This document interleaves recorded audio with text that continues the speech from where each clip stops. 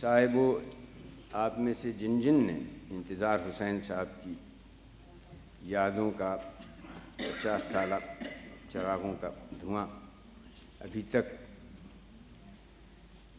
نہیں پڑھی، وہ میری طرح بازار جائیں، اسے خریدیں اور پڑھیں، ایک ٹکڑا ان کی کتاب سے۔ لاہور میں ہمارا اپنا ایک لالو کھیت تھا۔ لالو کھیت تو لالو کھیت نہیں رہا، لیاقت آباد بن گیا، مگر کرشن نگر بدستور کرشن نگر چلا آتا ہے۔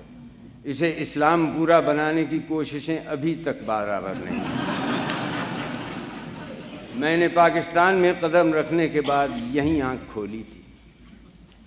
خوب جگہ تھی، اجڑی اجڑی، اور ساتھ ہی ان میں اتنی آباد کے بازار سے گزرتے ہوئے کھوے سے کھوا چلتا تھا۔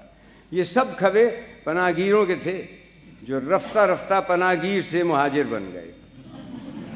انہی پناہ گیروں میں وہ ایک بڑھیا بھی تھی جس کے منہ سے نکلا ہوا معصوم سا فقرہ عسکری صاحب نے لپک لیا اور اس میں سے پاکستان کا فلسفہ کشید کر لیا۔ ہمارے آگے آگے پناہ گیروں میں ایک ٹولی میں تھی، اس میں گھری چلی جا رہی تھیں اور اپنی رو میں بول رہی تھیں، کہنے لگیں، اے بھیا ملک ولک کیا ہے، بس بیچارے مسلمانوں نے لشٹم پشٹم ایک کچا گھر کھڑا کر لیا ہے، چلو سر چھپانے کا کونا تو مل گیا۔ میرا عسکری صاحب کے ساتھ بسیرا تھا۔ عسکری صاحب نے اپنے ایک پھپھیرے ممیرے یا خلیرے بھائی کے گھر میں چھاونی چھائی تھی۔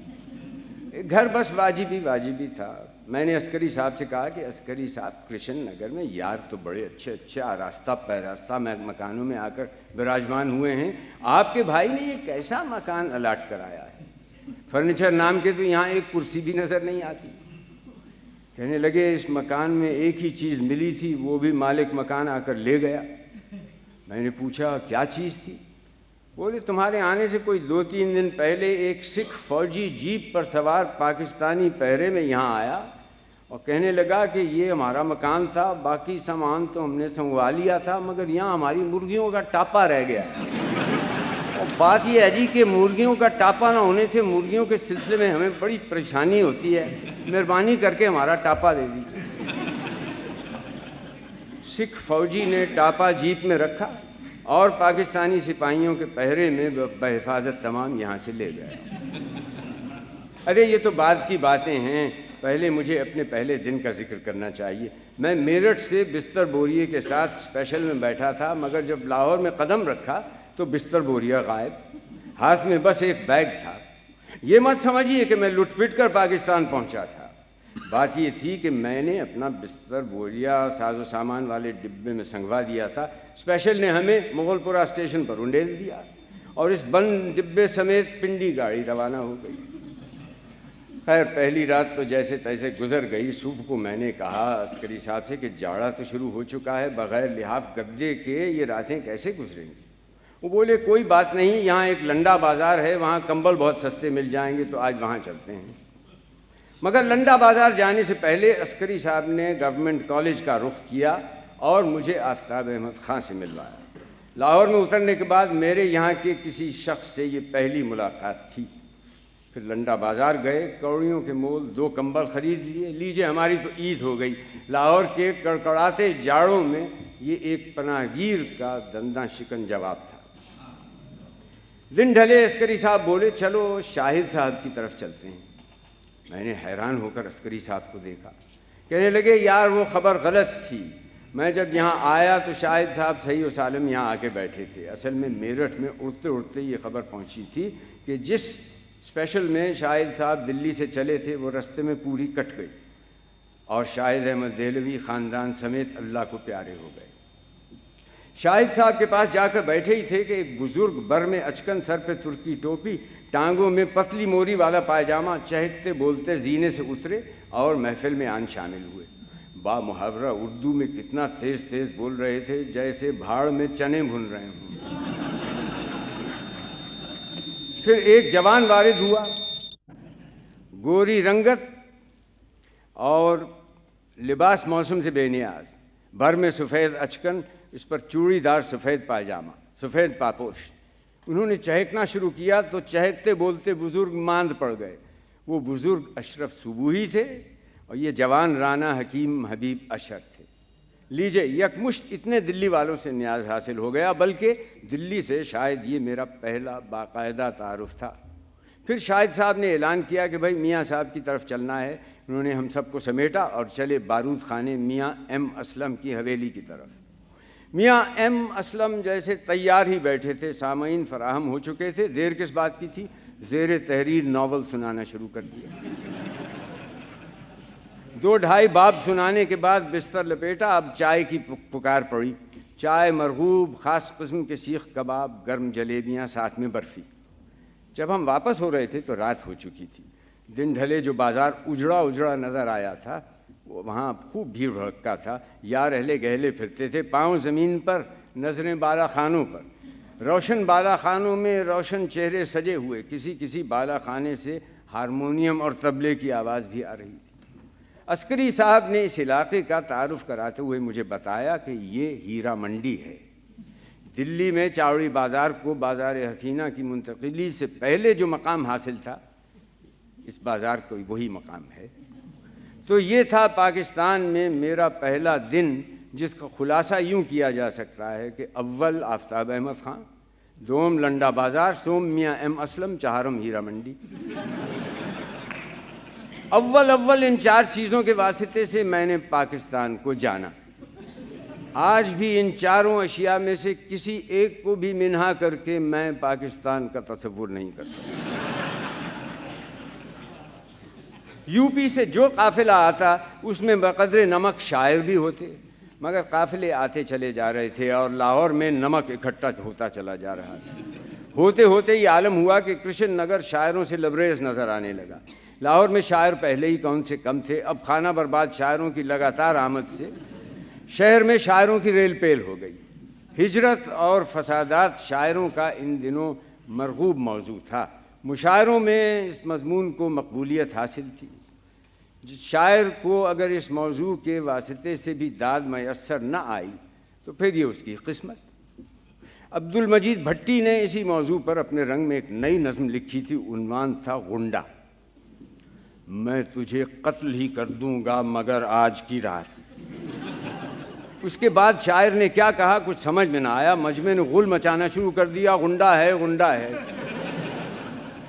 بھٹی صاحب اپنے بھاری تن و توش کے ساتھ سوٹ بوٹ میں ملبوس کس رکھ رکھاؤ سے سٹیج پر آتے تھے، مگر ادھر ان کی زبان سے مصرع نکلا، ہم تمہیں قتل ہی کر دیں گے مگر آج کی رات، اور ادھر مشاعرے میں شور پڑ گیا، غنڈہ ہے۔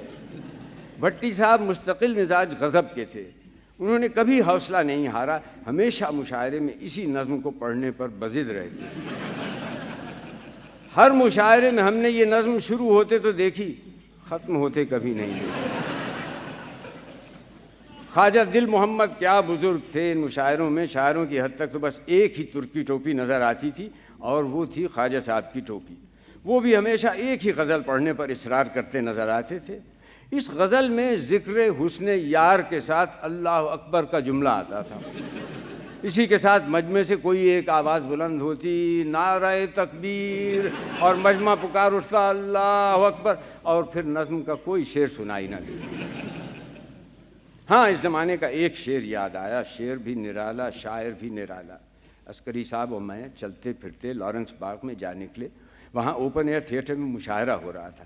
ہم نے جب وہاں قدم رکھا تو نقشہ یہ دیکھا کہ سٹیج پر ایک شاعر چہل قدمی کر رہا ہے، گوری رنگت، چھریرا بدن، بر میں ململ کا کرتا، ٹانگوں میں پتلی موری کا پاجامہ، ہاتھ میں چھڑی، اوپن ایئر تھیٹر کے وسیع و عریض سٹیج پر ٹہلتا، چھڑی گھماتا، دائیں سے بائیں جاتا ہے، بائیں سے دائیں آتا ہے، اور یہ شعر پڑھتا ہے، دیکھتا کیا ہے میرے منہ کی طرف، قائد اعظم کا پاکستان دیکھ۔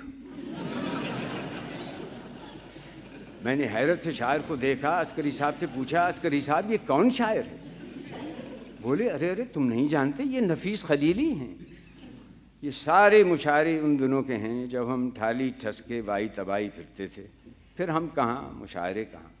اس کے بعد کا تو بس ایک ہی مشاعرہ مجھے یاد ہے، یہی کوئی 2.5-3 سال کے بعد کا، کیا دھوم کا مشاعرہ تھا۔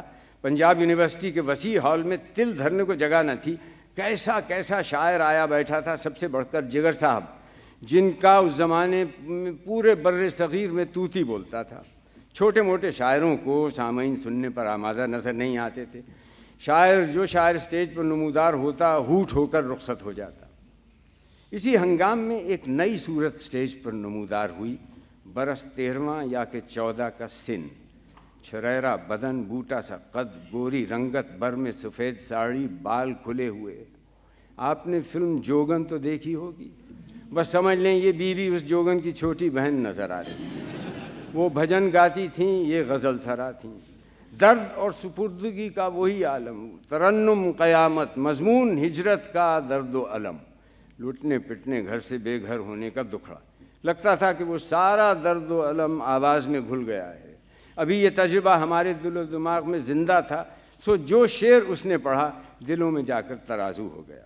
بس داد کے ڈونگرے برسنے شروع ہو گئے۔ غزل ختم ہوئی تو دوسری غزل کی فرمائش، وہ ختم ہوئی تو تیسری کی فرمائش۔ مجمع ہے کہ شاعرہ کو جس کا نام زہرا نگاہ بتایا گیا تھا، سنے جانے پر بضد تھا۔ منتظمین نے اپنی دانست میں بجا سوچا کہ جگر صاحب کو دعوت کلام دی جائے، مجمع مطمئن ہو جائے گا۔ سو جگر صاحب کا نام پکارا گیا۔ مجمع تھوڑی دیر کے لیے خاموش ہو گیا۔ جگر صاحب مائک کے سامنے تشریف لائے۔